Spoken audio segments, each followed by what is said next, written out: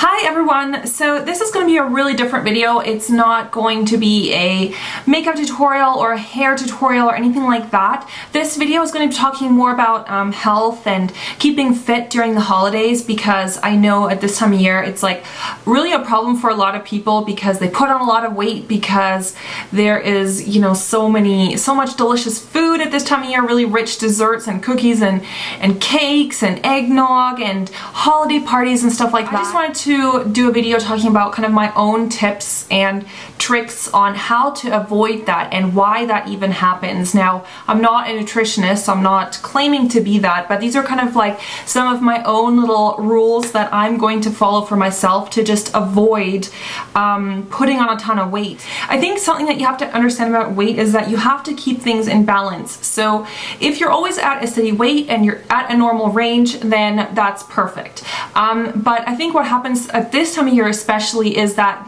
balance shifts. So we increase our consumption. So we're eating a lot more food, we're eating a lot more kind of unhealthy things, you know, rich desserts and a lot more alcohol and stuff like that. And at the same time, our level of activity, so our output of, you know, physical activity just drops.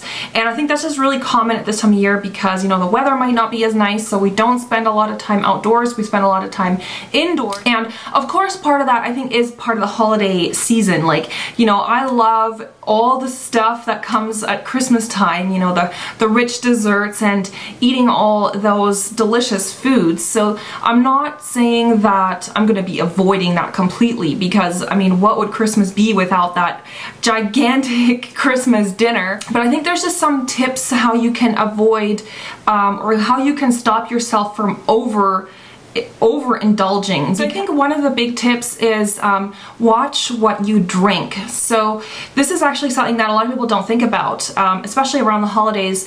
You know, having eggnog and a lot of these kind of you know, these cocktails, these really lovely Christmas cocktails, they're actually loaded with calories.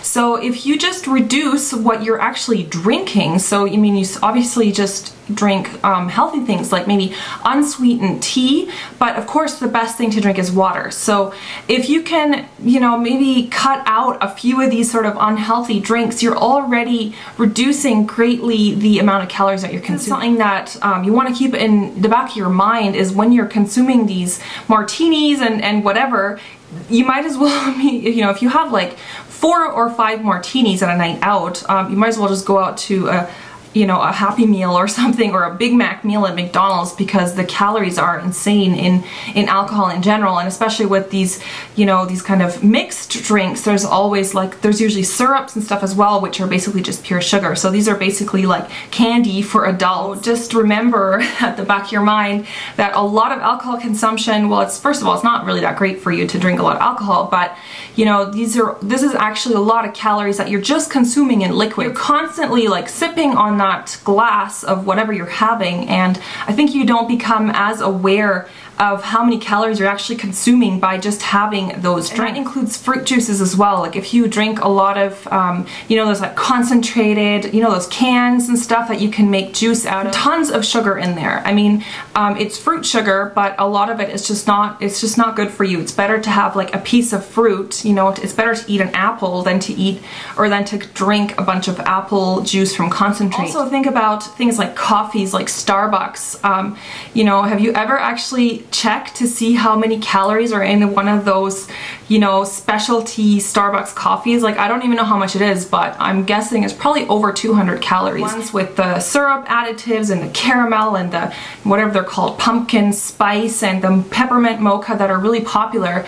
It's just a lot of sugar in those drinks. So the next thing is obviously the other rich, sumptuous food that comes with Christmas time, you know, all the desserts and the cakes and the cookies and gingerbread and, you know, these really big dinners, and, you know, a lot of people get invited to Christmas parties and they go out with friends and stuff like that.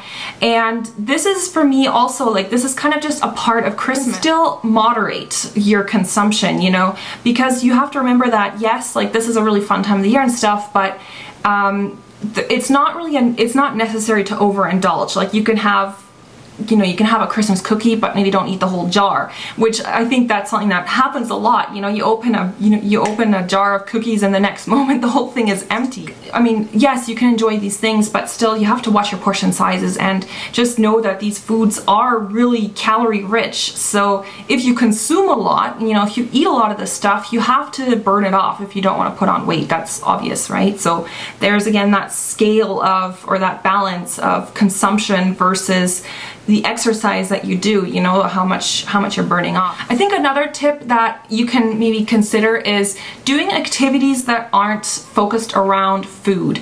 There's actually a lot of fun winter activities that you can do with your friends around this time of year. You know, you can go ice skating. If you live in a place that has snow, you can go sledding. You can go for long walks. You can still do things outside.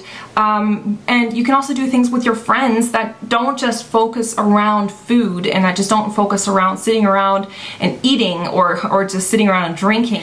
And maybe think, you know, instead of meeting your friends and going out and drinking and whatever, like maybe suggest to do something else. The other thing is, if you do go out for dinner, like at a restaurant, you know, you can still make healthy choices depending on where you live. Like where I live, there isn't like a huge variety in restaurants, and there aren't really a lot of restaurants that are offering really healthy meal. I mean, if you do live in a place that has a lot of variety in restaurants, like pick restaurants that you know are going to have some healthy options on the menu, so that, you know, you can always go for something with a lot of vegetables. Sometimes what I like to do is I like to order 2 appetizers. You know, I'll have like an appetizer as an appetizer, and then I'll have another appetizer as the main course, because usually for me that's enough food. Like, I'm not saying you should starve yourself, but for me usually 2 appetizers is enough food, like as a full meal. Be careful about what you choose. You know, obviously something like a fresh green salad with maybe like some shrimp or something on top is going to be healthier than an option of buffalo wings or whatever. Now, the other main thing, of course, what I talk about is your output. So the amount of activity that you do. So this can mean, of course, physical activity like exercising and stuff, but it also means other things, like just the general activities that you do. Like if you lead a very active life and you spend a lot of time maybe walking to work, or, you know, doing things like that, or you bike to work, or, you know, maybe you have a job where you're on your feet all day, walking around or serving customers or whatever, that can also be counted as output, because you're burning energy while you're doing that, of course. I think for a lot of people, they get in this mindset that, oh, it's the holidays, I'm gonna just completely stop exercising. And I think that's like one of the worst things that you can do, because, you know, if you're consuming a lot more food and you're consuming a lot more of these kind of rich, decadent foods, you have to at the same time burn more energy so that you don't put on that weight. Me personally, I'm going on vacation to visit my family in Vancouver, and I'm going to be taking my exercise stuff with me, my workout clothes and my running shoes and my DVDs and stuff. I'm taking that all with me so that I can do that at home. And for me, it's just, I get up in the morning, I'll have a coffee, maybe I'll read the paper or something, and then I do my workout, and then it's done for the day. So I mean, after that, I can still do all those other things. You can always go running. It doesn't matter, even in the winter. If it's cold outside, dress appropriately, go for a run. Indoor gyms, if you have a gym membership, don't stop going at this time of year. I know people are very busy at this time of year, but just make it a priority. Just set it in your set it in your mind that, maybe in the morning or the afternoon or whenever you feel like that's the best time for you, do your exercise. Like, don't stop exercising just because you're on holiday, especially if you're going away on holiday. Sometimes hotels and stuff like that, they have gyms where you can go. And the other thing is that you might be surprised that other people, or in your social circle, like your friends, are actually really supportive. Like a few days ago, we were invited, we made plans with friends to go out for dinner, and I was just like, I really don't want to go out for dinner right now, because I knew I was going to be ordering something that isn't the best for me, but I still wanted to spend time with friends. So we actually talked about it, and we said, they're kind of watching what they're eating. So we decided to cook together and have an evening together, still having fun and stuff, but just eating healthy things. So I mean, I don't know, that might not be everyone's cup of tea, but like, don't underestimate the people around you, because I think a lot of people are becoming more health conscious overall.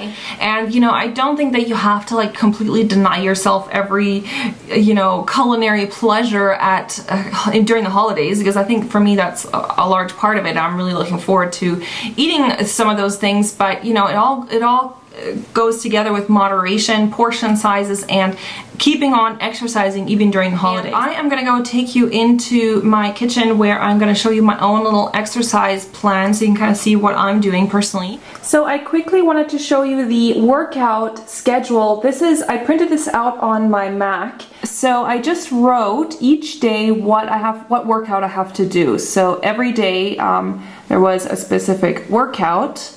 And yeah, so this is what I started with in October, and then I moved on to November. Now, November I started to slack a little bit, so you're actually you have 6 workouts a week. The only day that you have rest is Sunday, so it's a very ambitious plan. You know, this might not be right for everyone. Probably for most people this is way too much. But basically I checked off all the days that I did the workouts. So, you know, in the last little while, I have been slacking a little bit, so I noticed that right away. For example, the last week I worked out only 3 times.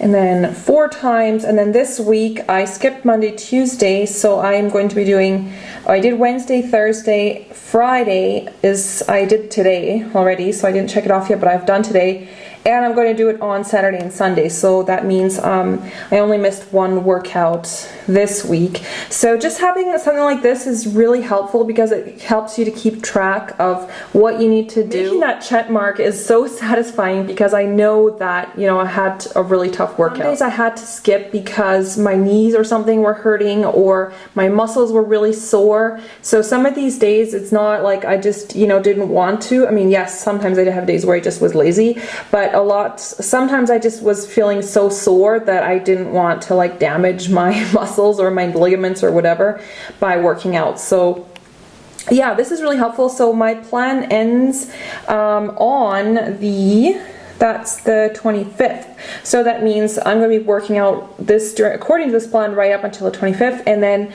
once that's over I'm just going to keep going with it. So, you know, this is not like I'm going to just drop out cold at the end. Okay, so I hope that was helpful to some of you, and I hope you guys obviously have really awesome holidays, and I hope this next year brings you everything that you've hoped for and more. Have a wonderful Christmas with your family if that's what you're celebrating, and I will see you guys very soon. Bye!